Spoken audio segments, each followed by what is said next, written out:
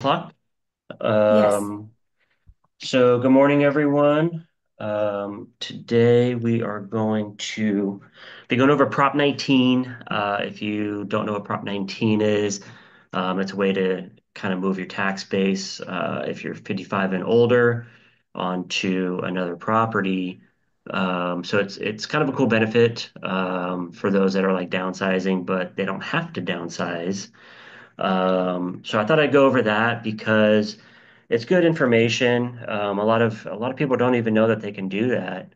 Um, so we'll go over that today. But first, we have Marina from the Steve Guzman Group.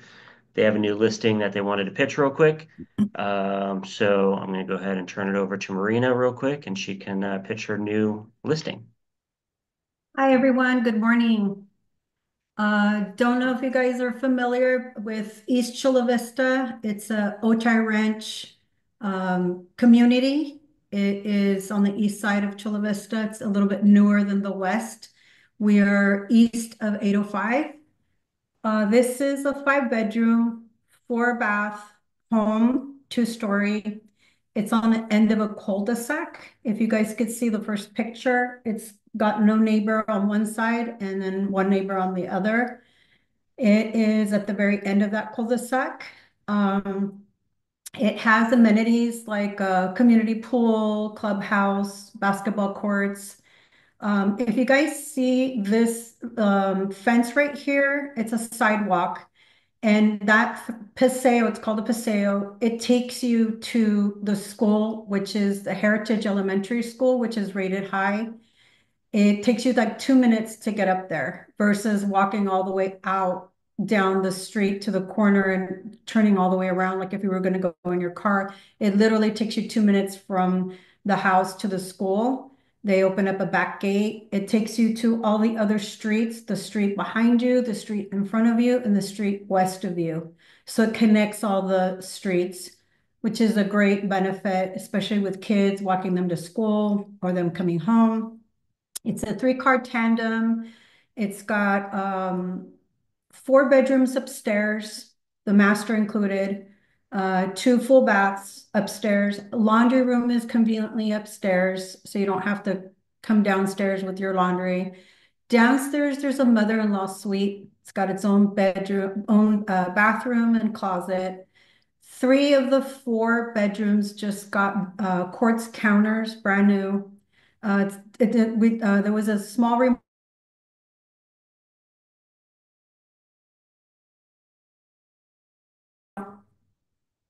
if you see the driveway, it fits about six cars, and the garage is a three-car tandem with lots of storage. There's storage racks in the 4x8, two 4x8s. This is the living room.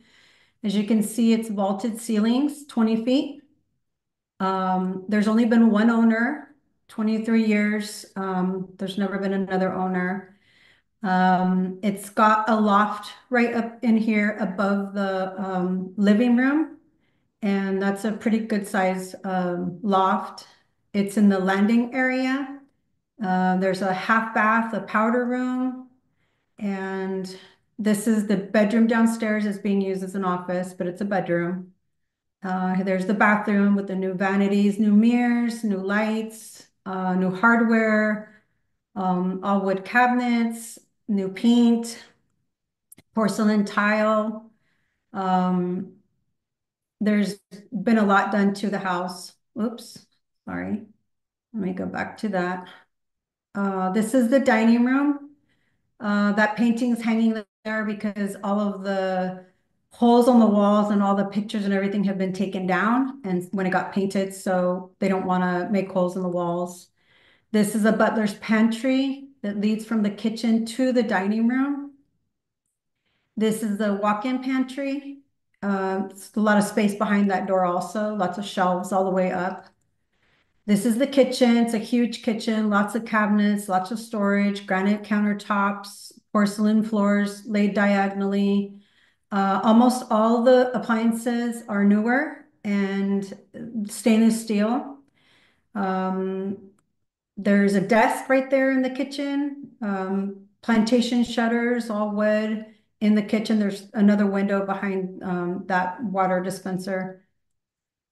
It's an open concept flowing into the family room, which there's a custom granite fireplace. The whole house has been remodeled, but the recent remodel it included the all upstairs flooring, paint inside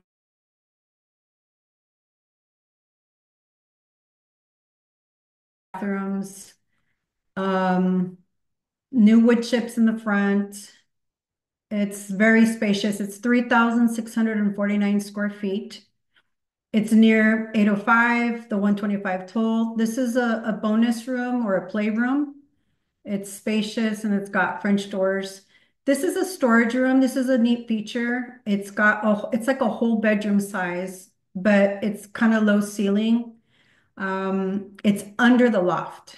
So this is used as a storage, or it's meant for a storage, but you could use it for whatever you want. There's the bedroom, master, new flooring, new paint, tray ceiling with crown molding, new ceiling fan that has like an app. The house has a lot of smart features, smart door locks, ring doorbell. The dishwasher has an app. The lawn the washer has an app. It's also very modern. It's like an LG. New mirrors, new quartz, new paint. Those are marble bath and shower. That's an upgrade too. It's a huge master closet, new flooring, new paint, new hardware on the doors. This is another bedroom upstairs. Huge closets. All of them have pretty big closets. This is the other bathroom upstairs, the second bathroom, new mirrors, new paint, new counters, new lighting. Laundry room conveniently upstairs with the sink and cabinets, full-size washer, dryer, porcelain flooring. This is another bedroom, plantation shutters. This is an extra bedroom. This is pretty big. It's like 17 by 14, I believe. And it's got a big closet. This is the backyard. It's got stamped concrete in the front and the back, and that just got refinished also. They put color and um, made it shiny. There's two ceiling fans in the covered back patio. And I don't know if you see here, there's like a shade that rolls down and you hide it behind the eaves. Um, All right. which is a street that it's on. There's Oak Crest Park. There's parks all around the community. And it's got also a community pool, community clubhouse. Here's another, it's the kiddie pool, which is Heritage Swim Club. Oh, sorry, that's the loft area that you could see down into the living room. Um, so yeah, it's listed at 1.49999. It's actually low. That is about 411 square feet, 411 square foot, which this area 91913 is going from 425 to 467. Want to attract buyers to it. But it's a great house. It's got a lot more amenities in it. So yeah, so Nice. it just got listed. There's a Awesome. lake right here too. I wanted to show that. Okay. There's a lake there. And on the corner is where the community pool is, and it's also a park with the community rec center. So, and it's nearby all the shopping. Um, Here's the map. It's near all the shopping, Otay Ranch Mall. It's off East Palomar, off Olympic, close to 805, 125 Toll Road, minutes from Tijuana, minutes from downtown. It's close to pretty much everything. Yeah. Good listing. Thank you. So, yeah, if you guys have any buyers, hit up Steve. Also, Manny had a question in the chat if you want to type that, answer his question in the chat. But otherwise, yeah, thanks for bringing that to our attention.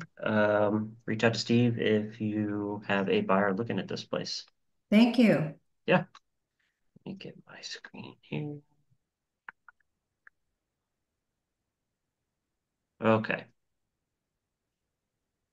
So hopefully everybody can see my screen now. So Prop 19. Definitely as a listing agent, it's good to know this. You might want to bring it up to your client's attention if you are at a listing appointment or something like that, and they're wondering, or maybe they're on the fence about selling because they bought many years ago, they have a low tax rate or low tax base. It's a good prop to know about to educate clients, and hopefully you can get maybe a listing and a sale out of it. So. Um, Obviously, disclaimer, I am not a CPA. Um, so I don't usually give tax advice or anything like that. I usually refer clients over, but, can you give your clients, some basic information about what this looks like and then obviously refer them over to the tax person? That's usually the best course of action, in my opinion, on how to handle tax questions, if they get um, a little too intricate for you. So because you never know what how their taxes look and their whole financial situation, but their tax person does. So just refer them over to their tax person, but you can give them this basic information. So this is the tax basis portability under Prop 19. So with the passage of this was several years ago that this happened, that this passed, but that doesn't mean we shouldn't cover it. A homeowner who is over 55 years of age, severely and permanently disabled, or whose home was substantially damaged by wildfire or natural disaster may transfer their tax value of their primary residence to a replacement primary residence anywhere in the state, regardless of the value of the replacement primary residence, with adjustments if greater in value within 2 years of the sale and up to three times, but without limitation for those whose houses were destroyed in fire. So again, this is another good uh, uh, proposition to bring to people's attention, especially if they were affected by any of the wildfires. I know we've had some big ones this year. So it's not just for 55 and older residents. It is for people who have been affected by wildfires and such. So uh, sale and replacement of principal residence by taxpayers 55 years of age or older. So with the passage of Prop 19, a homeowner who is over 55 years of age, severely and permanently disabled, or whose home has been substantially damaged, may transfer the taxable value of their primary residence. Um, Again, you can replace the primary residence anywhere in the state. I believe that the prior prop was only in the same county, but now they can move anywhere into the state. The replacement property must be purchased, um, as in a resale home or newly constructed. They can go and construct, buy a plot of land, or maybe they have a plot of land and reconstruct a new home.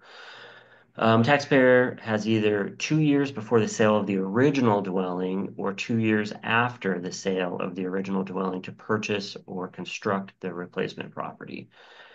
For this purpose, a sale or purchase occurs when the title of the property is transferred, such as, the close of escrow. Construction occurs as of the date of completion. The taxpayer must actually own and occupy the new property as his or her principal residence within this period. Homeowners, some questions that they may ask you. Is it necessary to sell the original principal residence? Can a homeowner simply buy a replacement principal residence and rent out the original principal residence? Prop 19 actually requires the original property to be sold for consideration. Renting out the original property is not an option for claiming tax benefits under Prop 19.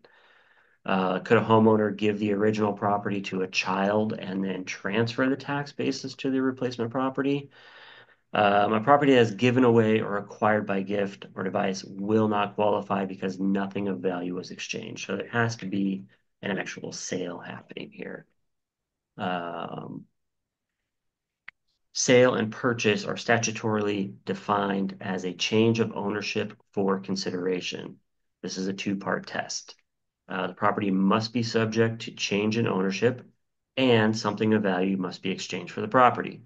So unfortunately, yes, they couldn't rent out their existing property, or they couldn't, gift it to a family member or something like that. They actually need to sell the property. Transactions which are excluded from definition of change of ownership will not qualify. The only exceptions are transactions for which the original property is transferred to a purchaser claiming an exemption under Prop 19, or in which the purchaser was claiming an exemption based on destruction of their own original property. The list of transactions that do not count as change of ownership, it's super long. I checked it out. I wasn't going to include it in this presentation because it was like 2 pages long, but I am providing a link here if you want to have that as a resource for yourself, or if you just want to kind of look it over if you like dry reading. So, um, property is eligible for this reassessment exemption. So the exemption is available for any dwelling owned and occupied by a taxpayer as his or her principal residence. This includes single-family homes, unit commons, so condos, townhomes, etc., mobile homes, properties with ADUs or junior ADUs where any of the units is occupied as a primary residence, multi-unit property, but the tax advantage is based on the ownership interest of the homeowner, since each unit is uh, of a multi-unit dwelling is considered as separate replacement dwelling. So, they could be living in the ADU and renting out the big house, and that could still qualify. But that would need to be as their primary. ADU on property does not count as multi-unit dwelling. Only owner-occupied properties are eligible for Prop 19 exemption. In order to claim this exemption, a taxpayer must be both an owner and a resident of the original property, either at the time of sale of that property or within 2 years of the purchase or new construction of the replacement dwelling. Taxpayer is not eligible for tax relief until he or she actually owns and occupies the replacement dwelling as their principal place of residence. Firms, partnerships, associations, corporations, other legal entities are not eligible for Prop 19 exemption, as it's limited to individual taxpayers, but does include those individuals who are present beneficiaries of a trust.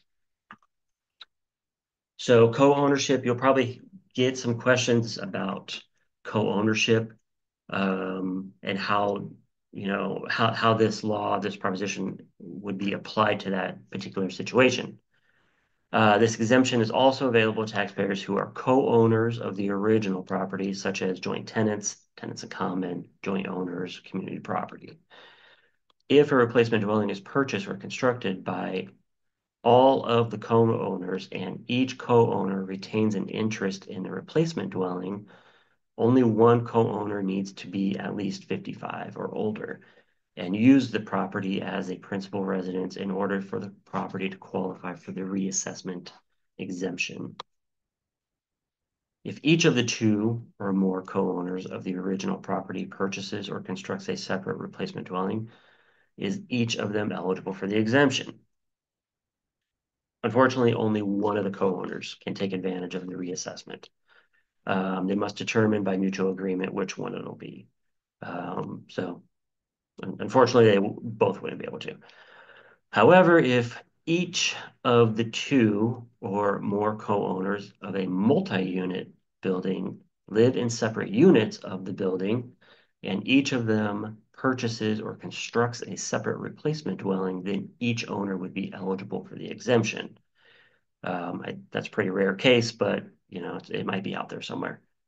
Each unit of a multi-unit dwelling is considered a separate original property or separate replacement property. Transferring the base tax or the tax base. Taxpayer may take advantage of this law 3 times. However, this limitation shall not apply to claimants who are victims of wildfire or natural disaster. So I don't know if their house burns down 4 times, they can use it once again. If a taxpayer has already transferred their tax basis one time under the prior prop, which was 6090, that previous transfer does not count towards 3 times. So it was a fresh start with the passage of Prop 19. So qualifying age and spouses, this may come up as questions as well. Um, in the case of married taxpayers, as long as one of the spouses is at least 55 on title to both the original primary residence on its date of sale and the replacement primary residence on its date of purchase, then the spouse who is at least 55 will qualify to transfer the base year value, assuming all other requirements have been met. Does not matter if the other spouse is 55 or older or not. So what happens if two replacement dwellings are purchased or separately purchased or constructed by current or former spouses who held the original property as community property? Can each spouse take the taxable basis with them to their new replacement property? Fortunately, the answer is no. If two or more replacement residences are separately purchased or newly constructed by two co-owners who held the primary residence as community property and both spouses would otherwise be eligible to claim it, only one spouse shall be eligible under this section. Again, mutual agreement, they're going to have to decide on, who gets the benefit. At what point in the transaction must the taxpayer be 55 or older to qualify for the exemption? The taxpayer on title must be 55 years at the time of the sale of the original property. Does not matter how old the taxpayer was when the replacement property was purchased. So example, a taxpayer who purchases a replacement property at 54 years of age, but then sells the original property at 55 is eligible. Board of Equalization form does require that the homeowner provide valid identification with date of birth and certification under penalty of perjury at age requirement is satisfied. If you want to take a look at the form, I did leave a link here as well, and I'll put this in the recording in the Facebook group. So qualifying property under the Prop 19, taxpayer who is 55 years of age or older may transfer their principal residence anywhere in the state, regardless of whether a county has approved such transfers, and still retain their original tax basis, with adjustments if the purchase price of the replacement property is of greater value. So would a taxpayer get any property tax relief if the replacement dwelling is not of equal or less value? This was one of the changes as well. Under Prop 19, taxpayer who is 55 years or of age or older may transfer their principal residence anywhere in the state, even if the property is of greater value, and still obtain a tax savings.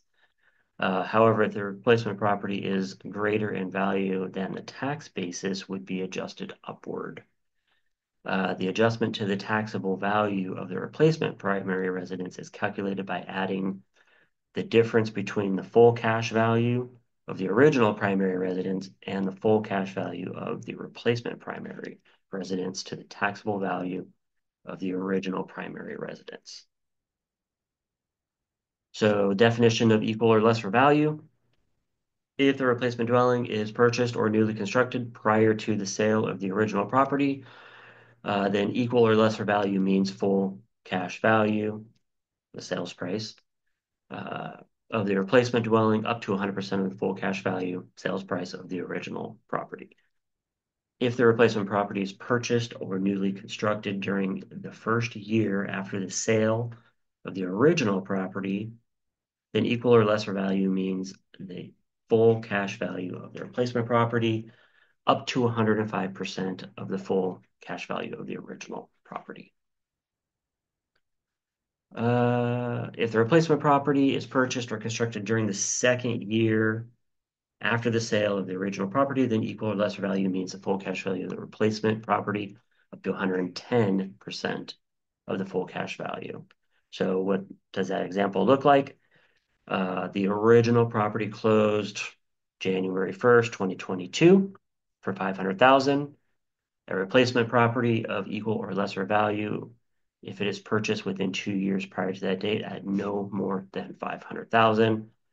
If it is purchased or constructed on or before January 1st, 2023, then its full cash value should be no more than 525,000. And if it is purchased or constructed on or before January 1st, 2024, then its full cash value should be no more than 550,000. In all of these examples, the replacement dwelling is of equal or lesser value, and the tax basis may transfer without adjustment. So is the cash value the sales price? Full cash value is presumed to be the purchase price unless it is established by evidence that the real property would not have transferred for that purchase price in an open market transaction. So maybe you're talking about kind of a non-arm's length transaction there where they're trying to, purchase it lower, but it's, you know, fraudulent in a sense. Taxable value. So under SB 539, taxable value of the original property means its base year value. It is determined in accordance with the Revenue and Taxation Code, Section 110.1, increased annually by Prop 13 inflation factor at a 2% maximum, determined as the date immediately prior to the date the original property is sold by the taxpayer. So if the replacement property is of equal or lesser value to the original property, then the taxable value of the replacement property is deemed to be the taxable value of the original. If the replacement property is of greater value to the original property, then the taxable value of the replacement property can be calculated by adding the difference between the full cash value of the original property, the full cash value of the replacement property, to the taxable value of the original property. So example, suppose the original property has a taxable value of 500,000 and suppose the original property sells for 900, but the replacement property is purchased for 1 million.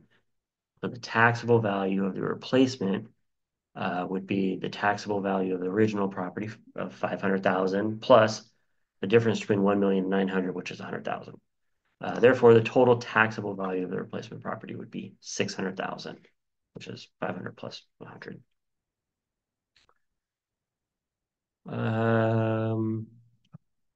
Actually, let me check the chats a little bit. Looks like questions from the previous listing. Janet, you should be able to see the screen, hopefully. Okay. Sale and replacement and modifications of principal residence by a severely or permanently disabled person. So this could qualify not just for 55 and older, but also people with disabilities and again, people who are affected by natural disasters. So we'll cover this a little bit. The law allows severely and permanently disabled persons to transfer the base year value of their permanent residence to a replacement dwelling following the same rules that apply to the persons 55 or older. A severely disabled taxpayer may transfer their principal residence anywhere in the state, regardless of whether the county has approved it, and still retain the original tax basis with adjustments if the purchase price of the replacement property is greater. So what does severely or permanently disabled mean? SB 539 does not reference any particular definition of severely and permanently disabled. The existing definition contained within the Revenue and Tax Code will most likely be used. Under this definition, a severely or permanently disabled person is any person who has a physical disability or impairment, whether from birth or a reason of accident or disease, that results in a functional limitation as to employment or substantially limits one or major life activities of that person. And that has been diagnosed as permanently affecting the person's ability to function, including but not limited to any disability or impairment that affects sight, speech, hearing, use of your limbs. Proof of severe and permanent disability must be submitted to the assessor in the form of certification signed by a licensed physician, including either a statement of the reasons why the disability necessitates the move or substantiation of the fact that the primary purpose for the move is to alleviate financial burdens. So, that could be used to maybe someone does get in a pretty severe accident. They need to move out of their two-story home into a single story or something like that. They would be able to, transfer their property tax basis. So, um, transfer between parents and children and between grandparents and grandchildren of family homes and family farms. Subject to certain restrictions, the law provides that if a parent or parents transfer a family home to her their children, the transfer does not constitute a change in ownership that would trigger a reassessment of the property for property tax purposes, but only if the property continues as the family home of the transferee. The same is true for transfers between grandparents and their grandchildren. Prop 19 also exempts intergenerational transfers of family farms. So if you're in a more rural area, this may apply. And we'll cover the disaster part. So replacement of property damaged or destroyed by disaster. Section 69 allows owner of real property, those whose property has been substantially damaged or destroyed in a disaster, to transfer the base year value of the damaged property to a replacement property acquired or newly constructed in the same county. So if you're in an area where you've been affected by wildfires and maybe you know somebody who has, um, maybe this would help, maybe this information would help them because obviously they're going to need to rebuild a home. Maybe they're going to sell off their lot. Depends on what they're going to do. But if they've lived in that home for a number of years, then this could definitely help them. Base year value transfers are available for all types of real property with the limitation that the damaged property and the replacement property must be of the same property type, residential, commercial, agriculture, or industrial. Additionally, specific requirements under Section 69 include the disaster must result in a governor-proclaimed state emergency. The replacement property must be located in the same county as the original property. The replacement property must be acquired or newly constructed within 5 years after the disaster. The replacement property must be comparable to the destroyed property. Only the owners of substantially damaged or destroyed property is eligible for relief. If the base year value is transferred under Section 69, the new construction exclusion under Section 70, 70.5, and 170 is not available. The replacement property is considered comparable if similar in size, utility, and function to the damaged or destroyed property. Property is similar in size and utility if the market value of the acquired property does not exceed 120% of the fair market value of the damaged or destroyed property in its pre-damaged condition. If the market value of the replacement property exceeds 120%, the excess above the 120 is subject to reassessment to current market value, either time of acquisition or upon completion construction as applicable. So they have to build something or purchase something somewhat similar to what they had previously. Um, this section also allows a homeowner whose principal place of residence is damaged or destroyed in a disaster to transfer the base year value of the pre-damaged residence to a replacement home acquired or constructed in a new county. Specific requirements, disaster, again, must result in government proclaimed state emergency. The county where the replacement property is located must have enacted an ordinance implementing this section. Both the damaged and destroyed property and the replacement property must be the principal place of residence of the person claiming relief. Either the land or improvements must have sustained physical damage amounting to more than 50% of current market value immediately prior to damage. The replacement property must be acquired or newly constructed within 3 years. And then closing out, in general, the current market value of the replacement property must be equal to or less than the market value of the damaged property immediately prior to damage.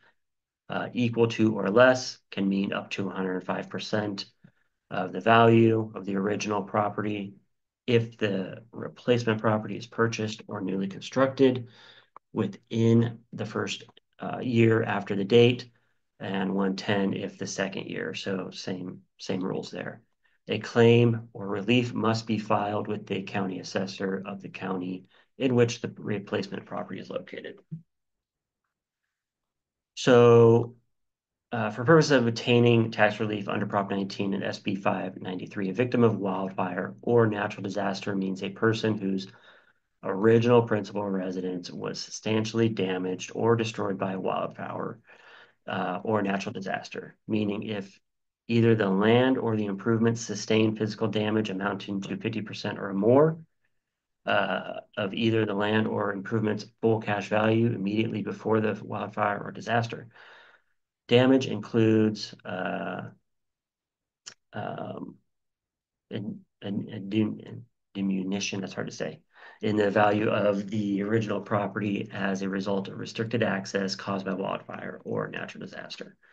Um, so there's so much more information about this prop available, well, online. CAR's got a bunch of stuff, the car.org, if you want to look through there. If you actually know somebody who's been affected by, wildfire or uh, maybe has a disability or anything like that, or is 55 and older, and they have a whole Q&A section in there to answer a lot of actually kind of real nitty-gritty questions that might come up if you were talking to someone. So you might say, hey, let me write down your questions. I'll get you some answers. I wouldn't answer questions about um, the actual tax relief purchase too much. Again, you're going to want to refer them over to a tax person, but you know, getting them to a point to see if they will possibly qualify is something you can definitely do to get that conversation going. Um, because this might be something that they really need. And maybe this is what's been holding them off from selling their home, because if they purchased this many, many years ago, this home, we all know that a lot of people can't afford the current home that they live in, so this could help them make that move. Maybe they need to make, transition into a smaller home, a single story, you know, something that, an area that's easier to drive around in or something like that. So this could really help you get some conversation started. Um, let's see. Um, oh, and then actually we have um, one more quick presenter for closing gifts. So I know that can be challenging sometimes. Um, let me see. Let me get this guy on, Eric. Participants. Excuse me 1 minute here. Okay. So we have Eric on as well. He had to jump on a little late. Um, I'm going to go ahead and turn it over to him real quick. Eric, you should be able to talk and also share a screen if you need. Are you there? You'll need to unmute. There you go. Are I'm you here. able to? There you go. Okay.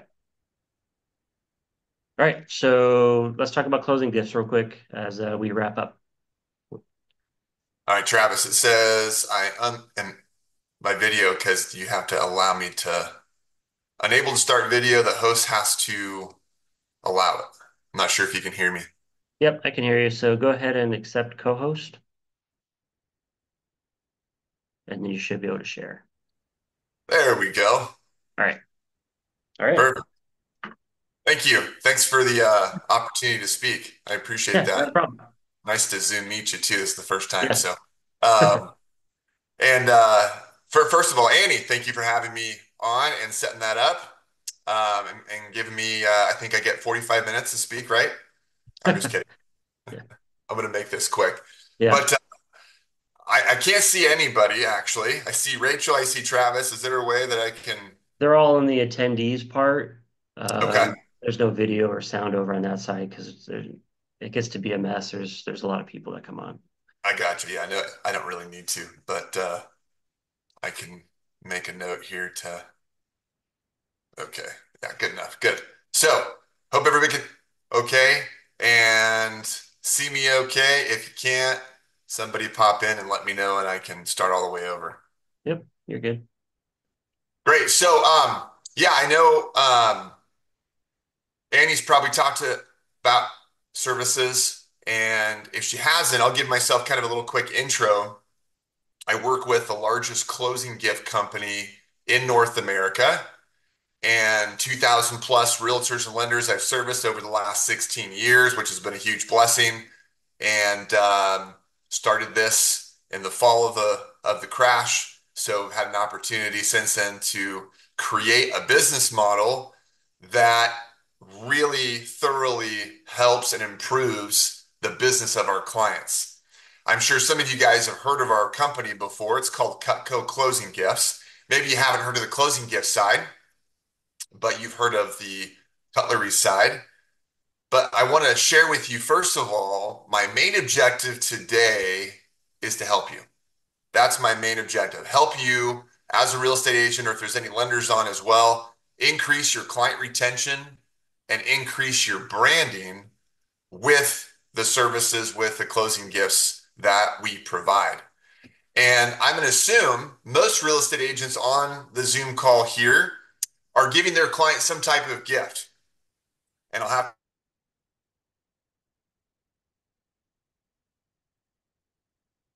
agents, most smart real estate agents at the end of a closing are giving their clients some type of basket or gift card or bottle of wine or running to Hobby Lobby real quick to grab a gift an hour before closing.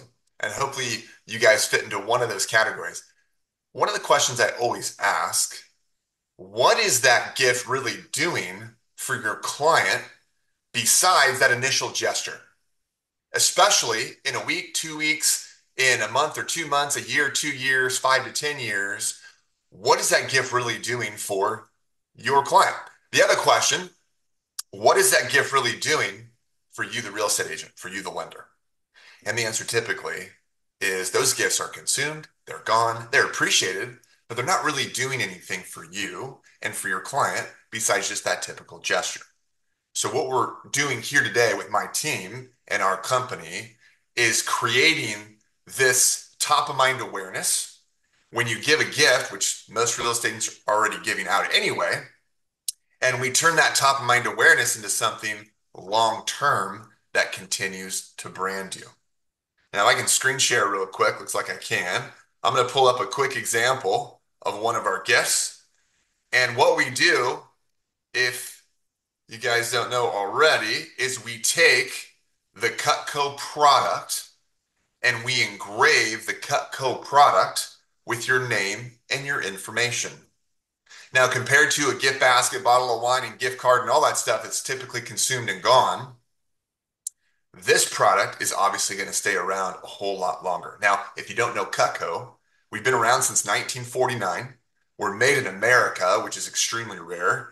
But most of all, the most important thing, everything we make is guaranteed forever, just like the Snap-on tool type of gift.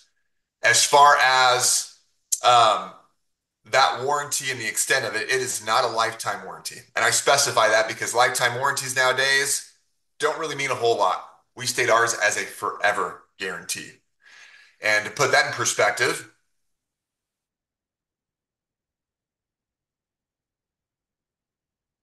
happens to it, fix it free, replace it for free. If we can't fix it, no questions asked.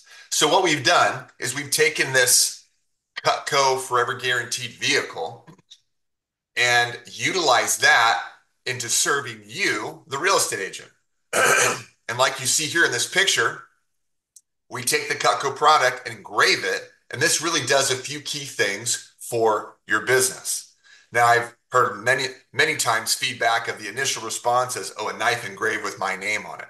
Kind of weird. I'll agree. It is. We also have the opportunity of engraving your client's information on there as well, if that's better.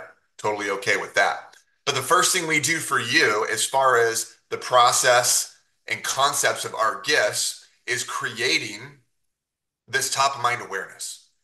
And actually, before I get into that, I'm going to give you a quick statistic according to the National Association of Realtors. If you guys are into statistics, about 2 to 3 years ago, NAR did a study, and they did a study on past client remembrance. Well, they found out that 2 years after closing, there is a percent of past clients that can remember their realtor's name. And that's after the emails, that's after the phone calls, that's after all the systems you guys have in place to try to stay top of mind with your clients. And just 2 years after closing, with all those systems and money and time spent, they state that only 12% of past clients can remember their realtor's name. So that tells me 88% are having a hard time. So overall, our main objective, like I said in the beginning, is to help with that. So with our closing gifts, the first thing we do for you, like I mentioned, is just creating this top of mind awareness. People are using things in the kitchen constantly, even if they don't cook. They are still opening the drawer. They are spreading cream cheese on a bagel. They're making a sandwich or cutting an apple. They're using things in the kitchen.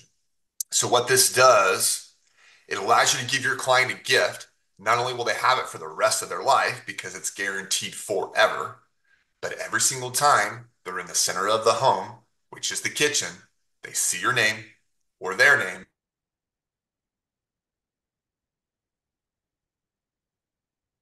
Second thing is the advertising marketing end of it. Legally, when you give a $200, $300 gift card as a closing gift, there's a limit on how much you can write off on that closing gift. And my mom's in the accounting field, so I understand how this goes. Most everybody tries to write off whatever they can, but with a closing gift, legally, it's $25. With our closing gifts, because your name and information is engraved into it, you don't write it off as a gift. You can legally write it off 100% as marketing or advertising because of the engraving, which is a huge savings on the back end come tax time, which is always a benefit. Thirdly, we keep a 6 or 12-month supply of gifts with you on hand. So if you have a closing, when you have a closing, you have the gift there, you grab it, give it, go, you're done. You don't have to go online. You don't have to drive around town an hour before signing, trying to find something, wonder what they like, wonder what they don't like. If they drink red, white wine, drink it all. Guys, last time I checked, 100% of every one of your clients on the daily opens the drawer and they cut stuff. Like I mentioned before, even if they hate to cook, even if they don't cook, they're still opening the drawer and they're using things in the kitchen. So that just allows you to capture this long-term remembrance as far as something that's going to be continually used compared to something consumed and gone. As far as our price points go, our prices start at $80 to pretty much however much you want to spend. Most of our agents are spending anywhere from about $150 to $250. We have full wood block sets that go up to $3,000, but pretty much from $100, $80 to pretty much whatever you want to spend. We have options that continue to help you brand yourself. As far as the ordering process goes, we try to find out the most cost-effective way to get a batch of gifts for you. And typically this is money you're spending already, so it's not an added cost. That's another benefit as well. If you're not giving a gift, of course, we definitely would like to add this to your marketing plan because it's not just a gift. It is your marketing, your advertising, and your gift all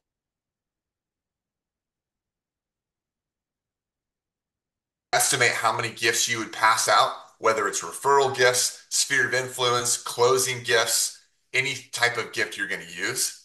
We guesstimate that over, for example, a 12-month time frame. Let's say that's 12 gifts. Order those 12 gifts for you. However, we bill you over 12 months.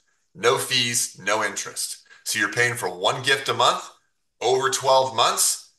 Doesn't matter if you pay in full. Doesn't matter if you have us bill you over 12 months. At the end of the day, the cost is exactly the same.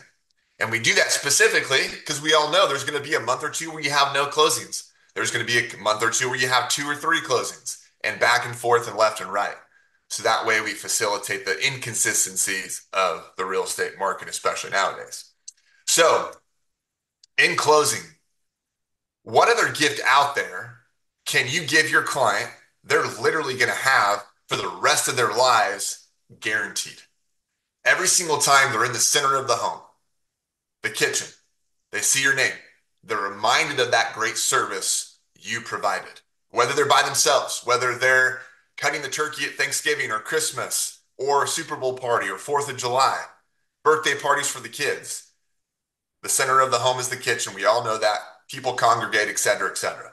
On top of that, fully 100% tax deductible. On top of that, money you're already spending already, typically more than just a couple $100. On top of that, it's a system in place and it's something you can delegate and you don't have to spend time. You don't have to spend extra money trying to figure out what to do and how it's going to service or if your client's going to like it or not, because everybody's using things in the kitchen constantly. And there's really no other closing gift out there that does what we do. So the bottom line, whatever you normally spend already, we transfer that into giving you so much more top of mind awareness, value, and brandability with our closing gifts, which is always a benefit, always a good thing. So what I'm going to do is I'm going to screen share again a QR code. And for everybody who has any interest in having an order placed, wants to get some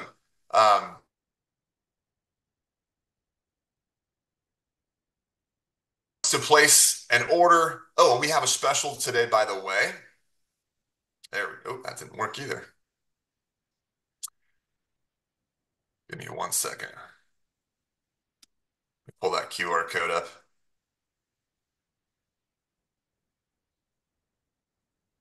There we go. The special that I got approval to run today, the first 6 people who would like to order a round of gifts. If you've ordered before, you can reorder. It doesn't matter. The first 6 people who'd like to scan this QR code, put your name, information in there, pick a time today or tomorrow to talk. We're going to buy you $200 of free Cutco along with your gifts on the house. So anybody who has any interest, if you want to get around to closing gifts going, if you want some information, also we do have quantity discounts. If you order a batch of 15, we're going to give you the 16th gift for free, 22 for free, 34 for free, and it continues to go up from there. But I'll finish with this. Whatever you normally spend, whatever you're giving now as a gift, a gesture that's not long-term, that's maybe consumed, forgotten, or gone, whatever that is, whatever you normally spend on our price points from $80 on up, we can create this top of mind awareness, increase your branding, and allow you to continue to be in front of your clients a lot more than having to spend money and marketing and times on systems to continually try to stay at top of mind with your clients. The cost per touch on one of our $150 items over 10 years is less than pennies. And it's really hard to beat any type of cost per touch system on top of that beyond 10 or 15 years. So you guys have any questions? One more information, scan the QR code. I got a few entries already, which is great. Remember the first 6 people, I'm going to buy you $200 of free Cutco on the house. I appreciate your time, Travis. Thank you, Annie, for having me on. And if you guys have any questions or anything, scan that QR code, give me your info. I'll follow up with you later today or tomorrow, and we'll get something set. Yeah, sounds good. Appreciate you coming on. Good time of year for this as well. So if you're thinking about, sphere of influence stuff or just past clients or if you got closings happening. So thanks for coming on and hope you have a great week. Appreciate you guys. All And I'll right. put my contact info in the chat too. So thank you guys. Have a Awesome. blessed Thanks. All righty. All right, everybody. Thanks for coming on today. I know, going over prop stuff is on the more boring side, but it's good info. Get conversation started. That's what we're trying to do is start conversations. So hope everybody has a great week. Let me know if you need anything, and we'll talk to everybody soon.